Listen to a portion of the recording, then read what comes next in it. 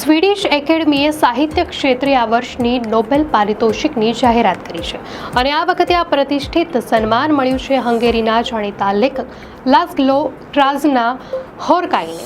Academy અનુસાર લાસ્લોની રચનાઓ અત્યંત પ્રભાવશાળી અને દૂરંદેશી છે. તેમણે દુનિયાની અશાંતિ અને ભય વચ્ચે પણ કળાની શક્તિ અને માનવતાનો અહેસાસ જીવંત કર્યો છે.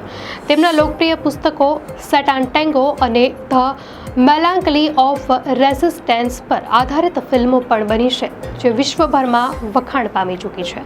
લાસ્લો પોતાના ઊંડા વિચારો અને ભાવુક વાર્તાઓ માટે જાણીતા છે. નોબેલ વિજેતા તરીકે તેમણે 10.3 કરોડ રૂપિયા, સોનાનું મેડલ અને સર્ટિફિકેટથી સન્માનિત કરવામાં આવશે. નોબેલ પુરસ્કારની શરૂઆત વર્ષ 1901માં વૈજ્ઞાનિક આલ્ફ્રેડ નોબેલના સ્મરણાર્થે થઈ હતી અને આજ સુધી આ પરંપરા અવિરત રીતે ચાલુ છે. ત્યારે લાસ્લો ટ્રાઝનાહોર્કાઈ એક એવું નામ જે સાહિત્યની દુનિયામાં કળા, વિચાર અને માનવતાનો અનોખો મેળ બતાવે છે.